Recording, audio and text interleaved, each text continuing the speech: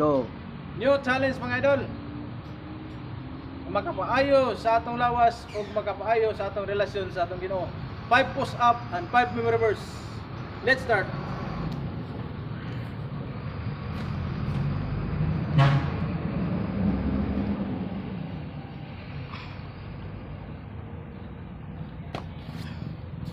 Memory verse. Panutihon 28 bersikulo 1. Ang taong dautan budagan bisag wani pukod kaniya. Apan ang taong matarong isog sama sa usa ka leon. Panutihon 14 bersikulo 12.